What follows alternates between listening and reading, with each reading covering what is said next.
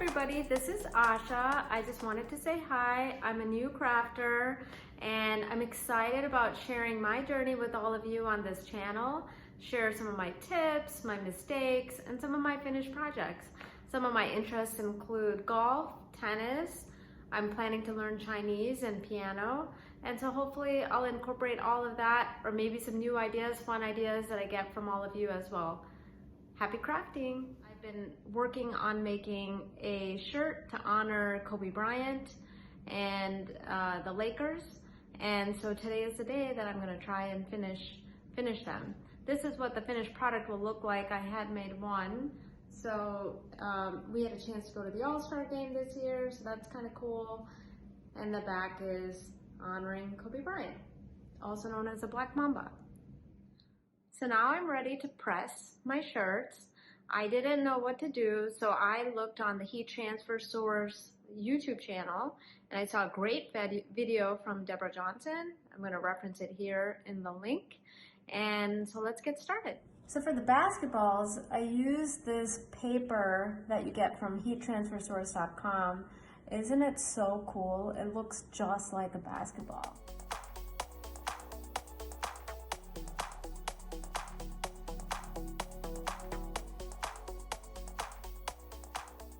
Wow, weeding that basketball was a lot of work.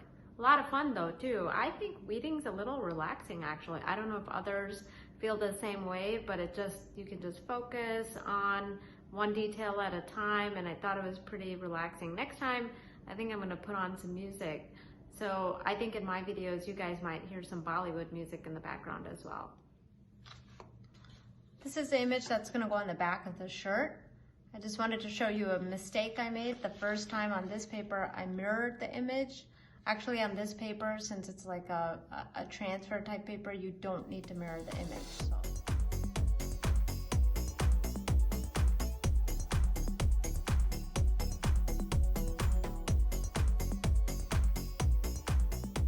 One thing I wanted to show you guys is that there's a shiny side and there's a not shiny side of the paper.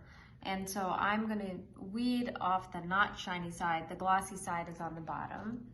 I also have this tool that I got from heattransfersource.com, and it's really nice because it has a hook and it has a little light, so it's easier for me to see the line. Sometimes it's hard to do, especially with intricate weeding.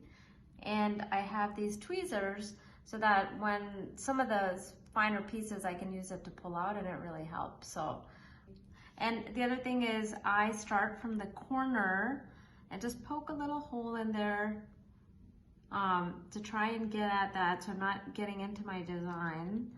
And then once I can get enough of that, there you go. Once I get enough of that, I just try and hold one end down and just pull, pull, pull. It's coming off nicely. This paper is really easy to work with.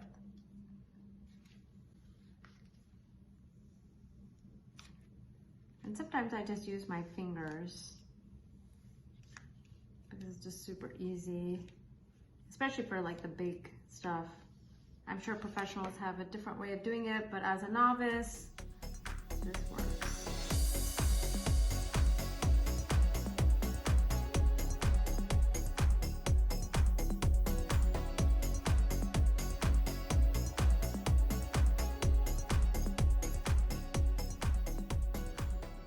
As you guys saw, the design on this shirt is a little bit complicated and the pressing needs to be in the right order.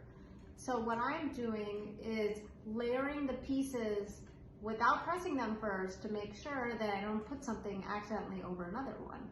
I'll show you what I mean. So the basketball is in the middle. I want to kind of put the all-star centered with that line that I pressed. The Chicago piece of it, I'm gonna go over. I wanna make sure it's lined up in the space as well as on the line. But then this blue, the way it was cut, it'll cover the NBA.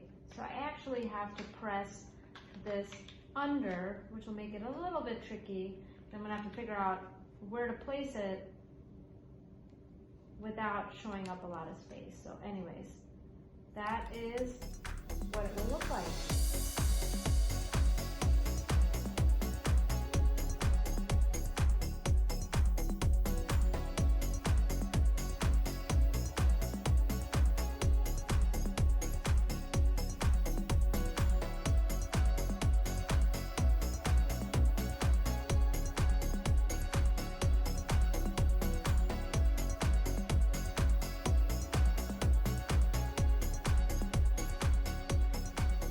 Alright, so I pressed the lettering. Now I want to put this image on top. This was a little complicated. I had to make the image, print it on this paper, and then I had to sort of peel it off of the paper. I did the peeling before because this was a very intricate design. So peeled it off. Some of it sort of didn't all stick together, and then I'm going to sort of place it where I want, and then I'm going to heat press this directly on top. So you don't, when you print this, you don't mirror the image. I learned that the hard way. I just want to have it like overlap a little bit on the letters. So it kind of looks, I want Kobe to be the star of this.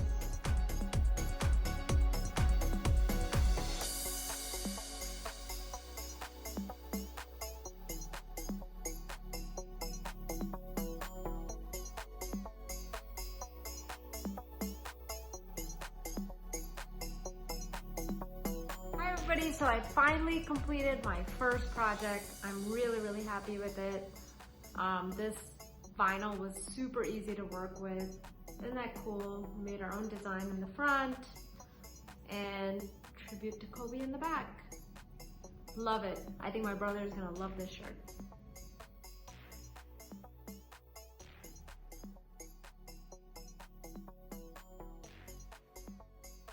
For more tutorials like this, just subscribe to our YouTube channel and remember to hit the bell to be notified of all new tutorials. Thanks again, everyone.